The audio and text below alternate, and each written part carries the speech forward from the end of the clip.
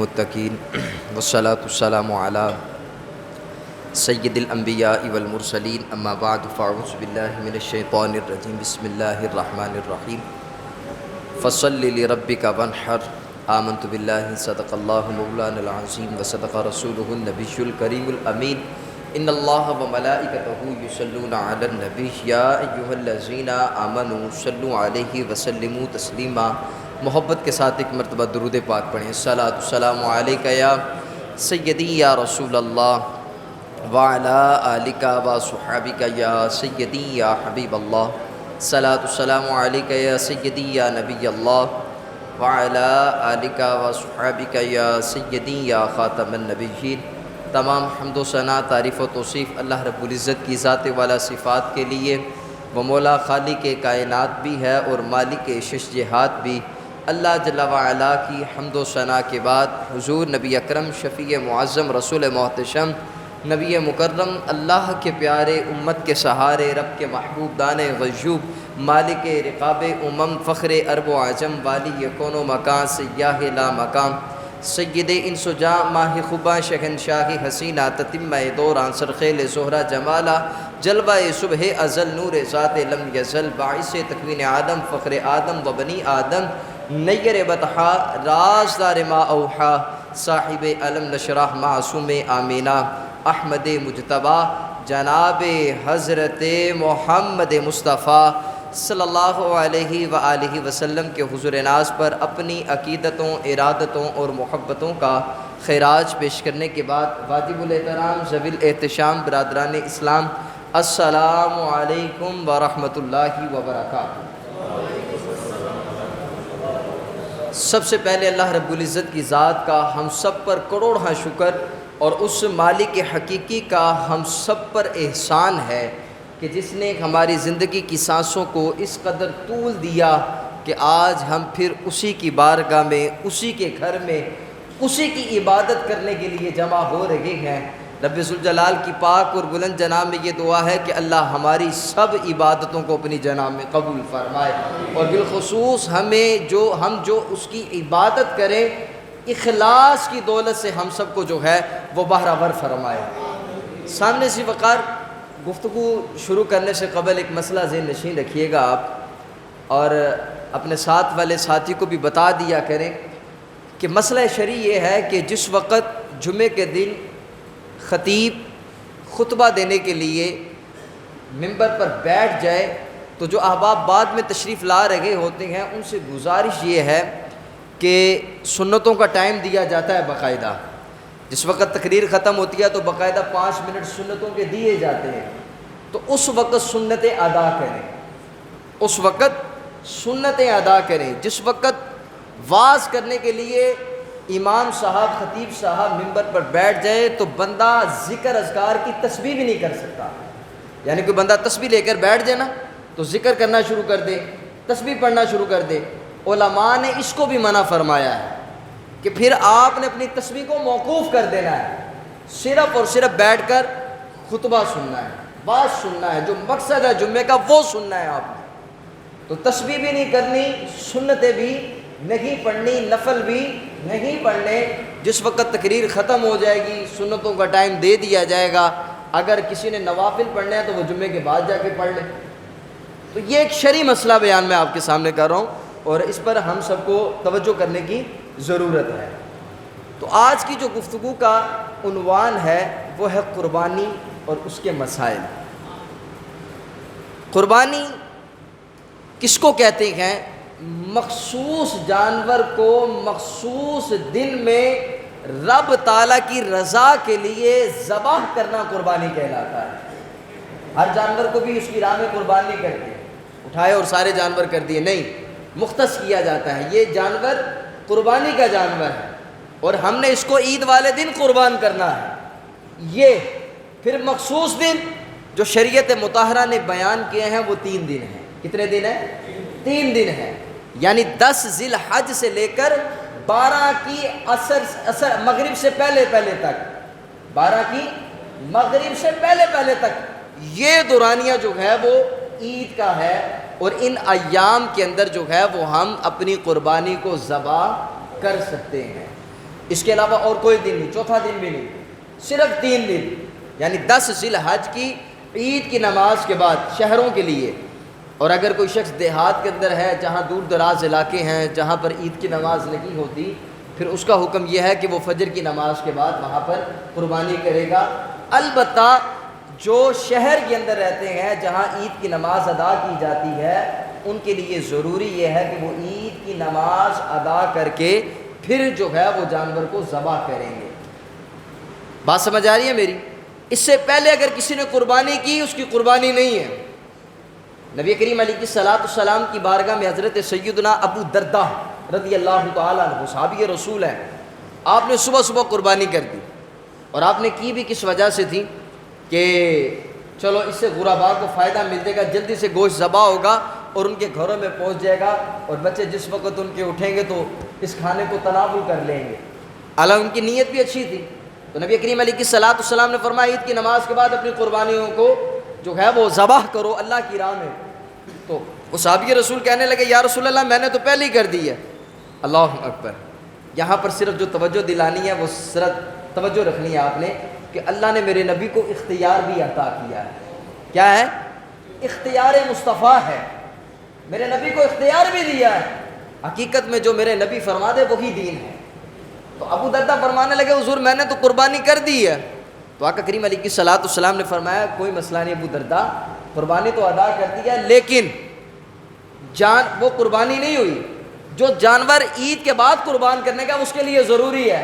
اب وہ کہنے لگے صحابی رسول کی یا رسول اللہ صلی اللہ علیہ وسلم میرے پاس تو 6 ماہ کا بکری کا بچہ ہے۔ حضور فرمانے لگے تیرے لیے یہ ذبح کر دے تیری قربانی ادا ہو جائے گی۔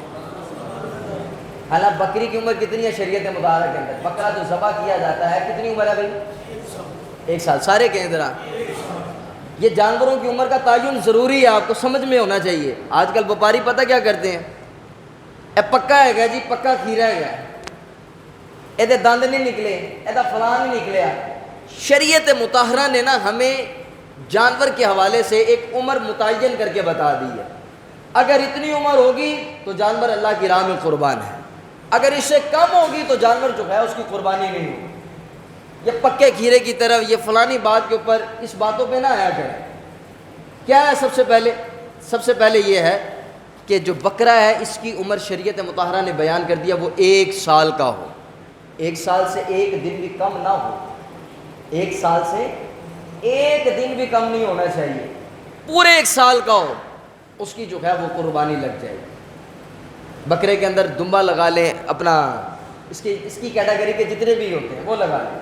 لیکن یہاں پر ایک اور مسئلہ ہے، جو چھترا ہوتا ہے، چھترا ہوتا ہے اس کی جسامت جو ہے نا وہ بڑی جلدی بڑھتی ہے، تو یہ بعض اوقات 6 مہینے کا بھی ہوتا ہے لیکن دکھنے میں سال بھر کا بھی لگتا ہے۔ تو شریعت نے کہا کہ اگر ایسا چھترا ہے، ایسا جو دمبا ہے کہ جو دکھنے کے اندر سال کا لگتا ہو، ہے وہ 6 مہینے کا، اس کی بھی قربانی جائز ہے۔ لیکن جو بکرا ہوتا ہے، بکرا اس کی عمر کتنی ہے جی؟ 1 سال۔ پھر اس کے اوپر آ جائیں گائے کی کیٹیگری کے اندر، گائے چاہے نر ہو چاہے مادہ ہو، اس میں بھینس بھی شامل ہے، ٹگا بھی شامل ہے، سارے شامل ہیں اس میں۔ ان کی عمر جو متعین کی ہے شریعت مطہرہ نے 2 سال، 2 سال سے 1 دن بھی کم نہیں ہونا چاہیے۔ اب بعض اوقات 2 سال کا جانور ہو جاتا ہے لیکن دانت نہیں نکالتا تو کوئی مسئلہ نہیں۔ اگر کسی صحیح بندے نے خود پالا ہے یا کسی ایسے بندے نے پالا ہے کہ جو واقعی مسلمان ہے، یہ نہیں کہہ کے بیچ دینا۔ ہمارے جو آج کل کسائی ہوتے ہیں یہ بھی لحاظ نہیں کرتے، ہوتا ہے نا اس طرح، چھری پھیر دندے نے سارے فٹافٹ، کئیوں نو کی کہہ کے بیچ دندے نے، کئیوں نو کی۔ یہ پچھلے دنوں میں ایک ویڈیو دیکھ رہا تھا، وہ ایک بکرا تھا، اس کو دمبے کی کھال چڑھا کے انہوں نے دمبا کر کے بیچ دیا، دمبے کی کھال سمت بوند لگا کے انہوں نے جو ہے وہ فروخت کر دیا۔ اللہ اکبر، انتہائی کر دیتی ہے ہیرا پھیری بھی۔ یہ نہیں سوچتے کہ یہ جانور کتنا خاص ہوتا ہے کہ یہ جانور اللہ کی بارگاہ میں قربان ہونے کے لیے جا رہا ہے، اپنی جان کا نذرانہ پیش کرے گا۔ اور جو شخص قربانی ادا کرتا ہے، میرے آقا کریم علیہ الصلوۃ والسلام فرماتے ہیں ابھی اس کا خون کا قطرہ زمین پر نہیں گرتا، رب تعالیٰ کی بارگاہ میں وہ جو ہے وہ جانور کی قربانی قبول ہو جاتی ہے۔ اور ایک روایت کے اندر آتا فرمایا زمین کا قطرہ زمین پر ہے اپنا خون کا قطرہ زمین پر نہیں گرتا کہ رب تعالیٰ جو ہے وہ اس قربانی کرنے والے کے پچھلے سارے گناہوں کو معاف فرما دے گا۔ یعنی یہ کتنی معتبر چیز ہے جو رب کی راہ میں قربان کی جا رہی ہے، لیکن ذرا سا بھی خیال نہیں کرتے، چھری پھیر دو فٹافٹ، پیسے آنے چاہیے دے گے نہیں۔ ہمارے معاشرے کا یہ سب سے بڑا نا ایک المیہ بنتا جا رہا ہے، آپس بڑھتی جا رہی ہے، بس یہ نہیں دیکھتے کہ اس میں دین کا کیا فائدہ۔ خود مسلمان ہوتے ہیں، کلمہ گو ہوتے ہیں، لیکن اس طرح کی جو ہے وہ حرکات و سکنات کرتے رہتے ہیں، حالانکہ یہ بالکل ناجائز اور حرام عمل ہے۔ معیوب عیب دار چیز کو بغیر عیب کے کر کے بیچنا حرام ہے، یہ ہے ہمارے معاشرے کے اندر۔ بعض جگہ دیکھیں نا آپ نے، سیب بڑے اچھے لگائے ہوتے ہیں ریڑھی کے اوپر، آپ چلے جائیں لینے کے لیے تو کتنے لینے ہیں؟ 2 کلو لینے ہیں، بڑے خوبصورت لگے ہوں گے، آپ کہیں گے یار کیا بات ہے جی، زبردست ہے، ریٹ بھی طے ہو گیا۔ تھوڑی سی آپ کی ہیرا پہ آنکھ ادھر سے ادھر ہونی ہے، اس نے 2 کلو کا شاپر ایک نیچے پہلے لٹکایا ہوتا ہے، اس نے اٹھا کے وہ آپ کو دے دینا، آپ نے گھر جانے کے کہنا ہے یار یہ چنگے بھلے کسی انہوں نے آندے دے کی ہو گیا، ہوتا ہی ہے۔ یعنی یہ دھوکہ دہی ہے، اور دھوکہ دہی سے جو مال کمایا جاتا ہے، میرے آقا فرماتے ہیں اللہ رب العزت اس مال سے برکت کو اٹھا لیتا ہے۔ میرے آقا فرماتے ہیں برکت اٹھ جاتی ہے اس مال کے اندر، مال تو بک جاتا ہے لیکن اللہ تعالیٰ برکت نہیں اس مال کے اندر ڈالتا۔ دیکھ لیں آپ، ہزاروں روپیہ کماتے ہیں، ہزاروں روپیہ، لاکھوں روپیہ کماتے ہیں، لیکن گاہ کے کہتے ہیں یار پتہ ہی نہیں چلتا پیسے کتنے گئے ہیں۔ ہوتا نا اس طرح، ذرا تھوڑی سی توجہ کرنی چاہیے کہ آیا جس انداز سے کمایا جاتا ہے پھر وہ اسی انداز سے نکل بھی جاتا ہے۔ تو میں بات کر رہا تھا جانور کی عمر کے حوالے سے، تو 2 سال کم سے کم جانور، گائے کی عمر جو ہے وہ کتنی ہونی چاہیے؟ 2 سال۔ اونٹ ہے تو اس کی عمر 5 سال، کتنی جی؟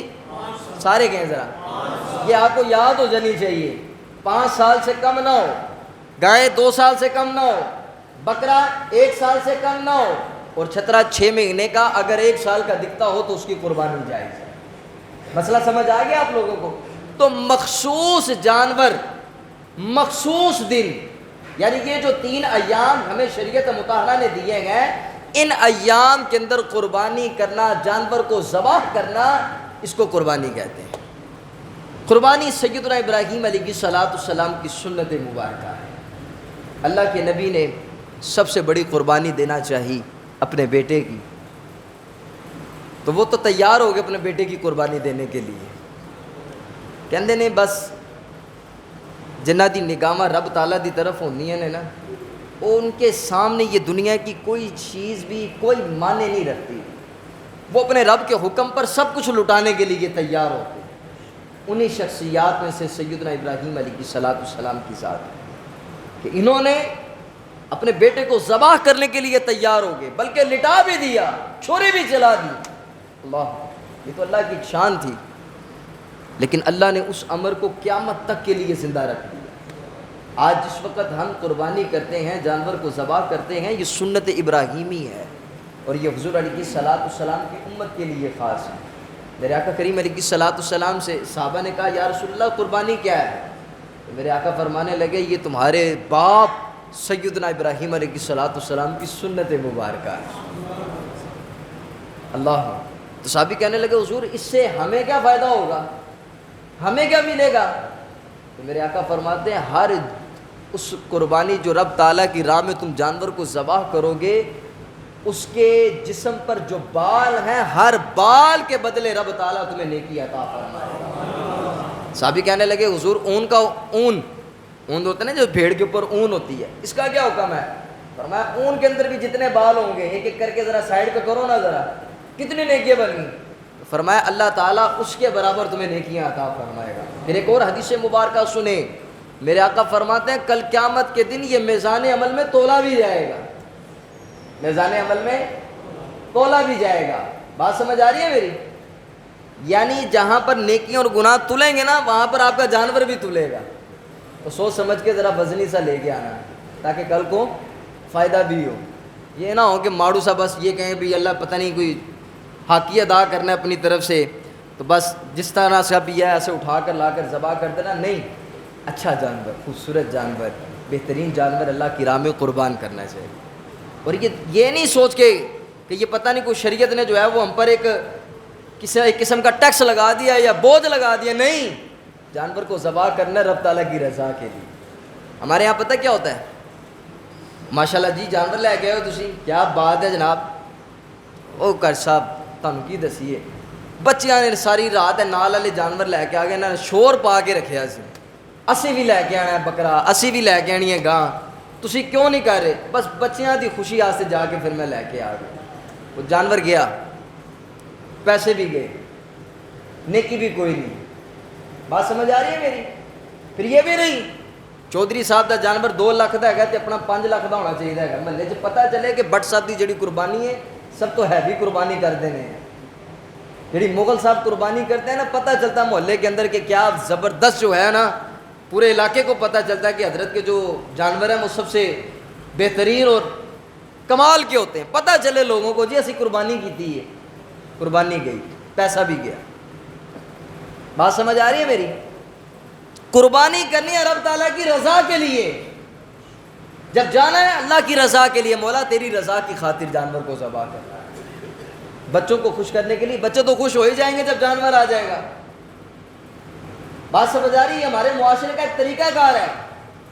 ایک بات ذہن نشین رکھیے گا آپ، اللہ رب العزت کو تمہارا قرآن مجید فرقان حمید میں رب تعالیٰ فرماتا ہے لن ینال اللہ لحومها ولا دماؤها ولکن ینالہ التقوی.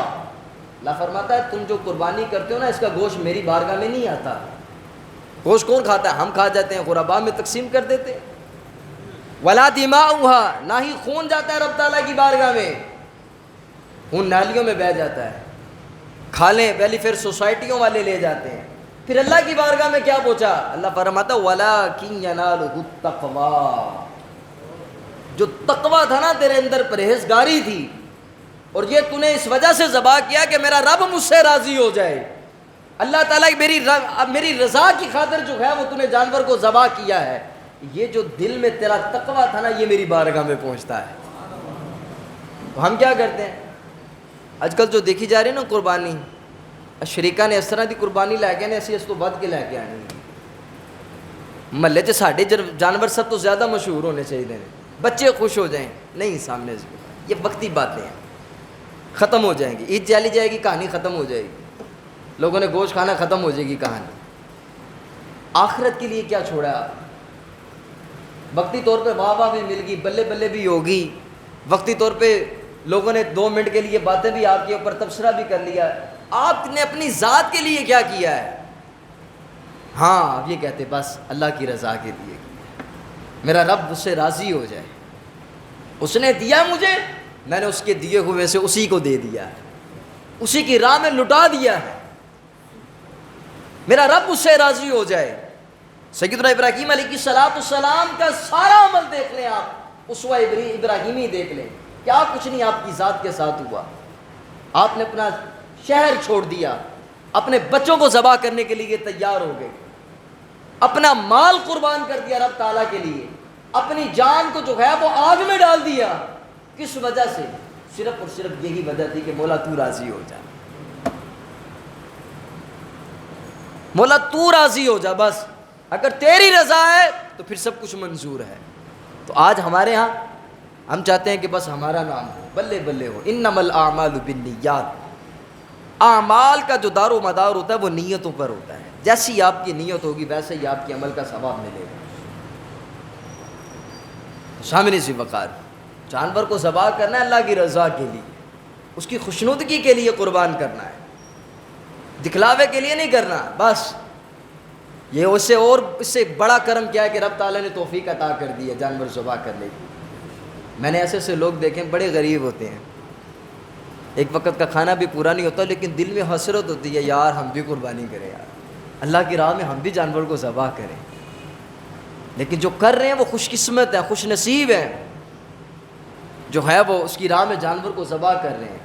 یہ نیت کریں کہ رب تعالیٰ کی رضا چاہیے، دکھلاوا نہ ہو، فارمیلٹی نہیں کے لیے نہیں. اور اس سے قربانی کریں، اس سے یہ چیز پیش نظر رکھیں کہ یار غرباء کا زیادہ سے زیادہ فائدہ ہو جائے. قربانی کا گوشت اکیلے بھی آپ رکھا سکتے ہیں، سارا رکھ سکتے ہیں. قربانی کا گوشت سارے کا سارا گھر میں فریج میں رکھ لیں، جائز ہے، ناجائز نہیں ہے.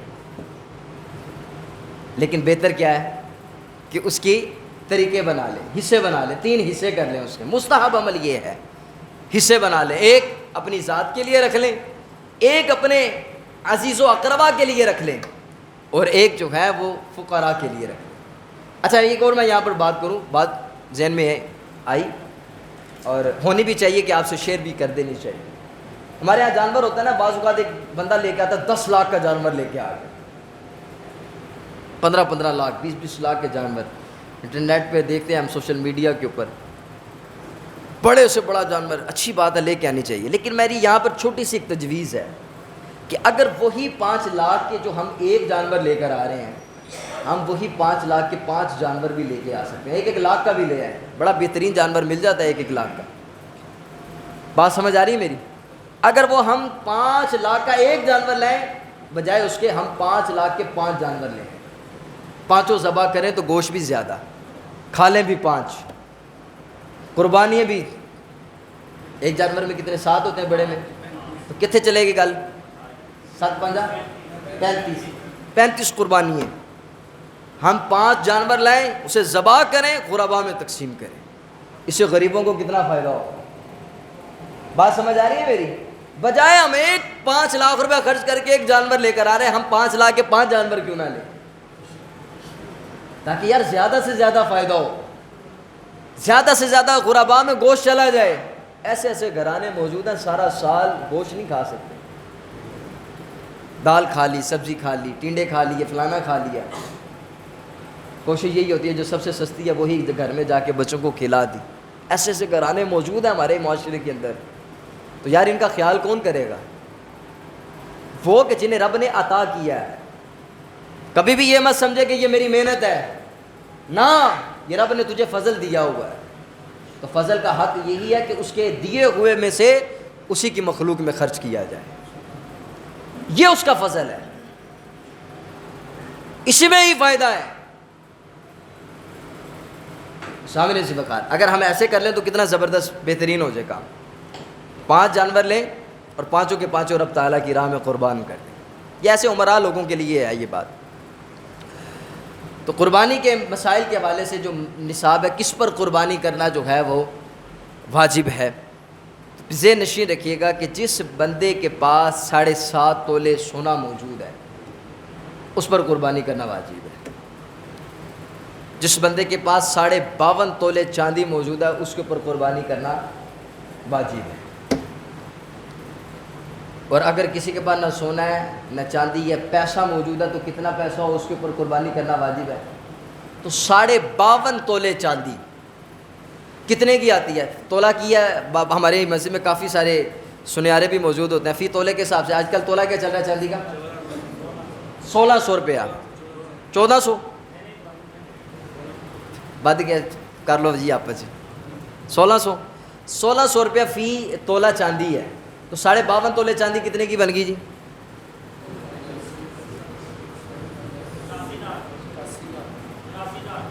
83,200 ویل ہے نا، پھر کر لو صاحب 83,000 روپیہ، یعنی کہ یہ ان کے بقول ہے، لیکن آپ لوگ دیکھ لیجئے گا جا کے، بعض اوقات کسی کا صاحب بڑا کمزور بھی ہوتا ہے۔ 52.5 تولے چاندی کی مالیت کے برابر اگر کسی کے پاس رقم موجود ہے اتنی، تو اس کے اوپر قربانی کرنا واجب ہے۔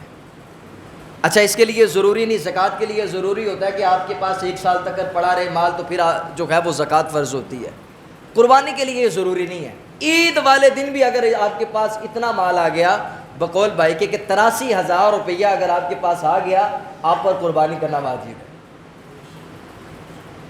آپ پر قربانی کرنا کیا ہے؟ واجب ہے۔ عید والے دن بھی آپ کے پاس پیسے آ گئے، اب آپ کہیں گے اگر 83,000 آ گیا تو کر سب 83,000 دیتے بچہ ہی آ جائے گا پیچھے، پھر سب کچھ ختم ہو جائے گا۔ شریعت نے کتنا پیارا اصول ہمیں بیان کیا۔ اب بڑا جانور لے لیں، حصہ ڈال لیں اس کے اندر، بڑے جانور کے اندر 7 حصے ہیں، اونٹ کے اندر اور گائے کے اندر 7 حصے ہیں، بکرے کے اندر 1 ہی ہے۔ اگر کوئی شخص بکرا ذبح کرتا تو 1 قربانی ادا ہوگی۔ بڑا جانور لے آئیں، 7 حصے ہوتے ہیں، اس میں 1 حصہ آپ اپنا ڈالیں، 83,000 میں سے 7واں حصہ آپ ڈالیں، آپ کی قربانی ادا ہو جائے گی۔ جو شریعت نے آپ کے اوپر لاگو کیا آپ کی ادا ہو جائے گی، یعنی 12 سے 13,000 روپے جتنا بھی بنتا ہے، یا 10,000 روپے بھی بنتا ہے، اپنا کٹائی شٹائی کر کے بھی اچھا جانور مل جاتا ہے، آپ اس میں جو ہے وہ حصہ ڈالیں۔ اچھا ایک اور مسئلہ ذہن نشین رکھیں، ہم 5 بھائی ہیں، پانچوں بھائی علیحدہ علیحدہ کھاتے ہیں پیتے ہیں، رہتے ایک ہی گھر میں، ابا جی جا کے قربانی لے آئے، ابا جی خود بھی صاحب استطاعت ہیں، انہوں نے لایا جی بکرا لے لیا، تو آپ 5 بھائی جو کہیں یہ نہ کہیں کہ بھائی اگر ابو جی نے کر لی قربانی تو ادا ہوگی، نہیں، یعنی جس بندے کے پاس یا جس عورت کے پاس یہ مال، مرد اور عورت دونوں کے لیے حکم ہے، یہ اگر اس کسی کے پاس اتنا مال موجود ہے تو اس کے اوپر قربانی کرنا واجب ہے۔ 5 بھائی ہیں آپ، 5 کے پاس اتنے پیسے ہیں تو 5 کے اوپر قربانی کرنا واجب ہے، یہ نہیں کہ ایک بڑا بھائی لے کے آ گیا تو ساروں کی ادا ہو جائے گی، نہیں، یا خاص کریں بڑا جانور لے آئے آپ اس میں پیسے ڈال لیں، اس کے ساتھ شریک ہو جائیں، یہ ٹھیک ہے۔ اگر وہ لے کر اپنی ذات کے لیے آیا تو وہ صرف اسی کی قربانی ہے، آپ کی قربانی نہیں ہے۔ عاقل ہیں، بالغ ہیں، مسلمان کے لیے یہ ضروری ہے کہ اس کے پاس اگر اتنا پیسہ موجود ہے تو اس کے اوپر قربانی کرنا واجب ہے۔ مسئلہ سمجھ آ گیا آپ کو؟ یہ ہمارے یہاں اکثر ہوتا ہے، بڑا بھائی جا کے لے آئے یا ابا جی لے کر آ گئے، رہتے سارے اکٹھے ہیں لیکن کھانا پینا بھی الگ ہے۔ اگر اکٹھا بھی کھانا ہو، فار ایگزامپل اگر آپ کا اکٹھا بھی کھانا پینا ہو ایک ہی گھر کے اندر، لیکن آپ کے پاس اتنے پیسے موجود ہیں تو آپ پر قربانی کرنا واجب ہے۔ ہاں آپ ابا جی سے کہتے ہیں، اگر ابا جی سربراہ ہیں، آپ لا کر انہیں دیتے ہیں پیسے، تو انہیں کہیں جی آپ میری طرف سے بھی قربانی کریں جی، میں اپنا جو کما کر لاتا ہوں ذریعہ معاش آپ کو دیتا ہوں، تو آپ ہی گھر کے نظام کو لے کر چلتے ہیں، میرے پاس موجود نہیں، اگر ہیں، اگر آپ قربانی کر رہے ہیں تو اس میں جو ہے وہ میری قربانی کو بھی جو ہے وہ شامل کریں۔ اس طرح یہ قربانی کے بڑے اہم مسائل ہیں، بعض لوگوں کو علم نہیں ہوتا جس کی وجہ سے جو ہے وہ اس اتنے بڑے ثواب سے محروم ہو جاتے ہیں۔ یہ بہت بڑا ثواب ہے قربانی کرنا، اور پھر یہ کہنا کہ یار میں قربانی کے پیسوں کی بجائے غریب کو دے دوں، کورونا وائرس کے مریضوں کو دے دوں، اسے قربانی کے موقع پر ہی یاد آئے گا۔ کبھی اس نے یہ نہیں کہا ہوگا کہ یار میرے بیٹے کی شادی ہے تو اس کی جتنی بھی مالیت بنتی ہے یہ میں مریضوں میں اپنا غرباء میں تقسیم کر دوں، کبھی نہیں کہے گا۔ وہ کہے گا ذرا پتہ چلے محلے سے حاجی صاحب کے منڈے دی شادی کی ہے، تب غرباء یاد نہیں آئیں گے اسے۔ جب شاعر اسلام کا مسئلہ آئے گا نا تب غرباء بھی یاد آ جائیں گے۔ تو یہ نہیں کہ آپ نے قربانی کے پیسے کسی غریب کو دے دیے تو آپ کہیں میری قربانی ادا ہوگی، نہیں، جو آپ پر واجب ہے آپ نے اس کو ادا کرنا ہے۔ آپ بجائے بڑا جانور لانے کے آپ کہیں پہ حصہ ڈال کر اپنا واجب پورا کر لیں، باقی پیسے کسی غریب کو دے دیں۔ اپنی طرف سے قربانی لازمی ادا کرنی ہے، اگر نہیں کریں گے تو گناہ گار ہوں گے، نہیں کریں گے تو اللہ تعالیٰ کی بارگاہ میں دعا ہے کہ اللہ ہمیں عمل کرنے کی توفیق عطا فرمائے، آمین۔ وآخر دعوانا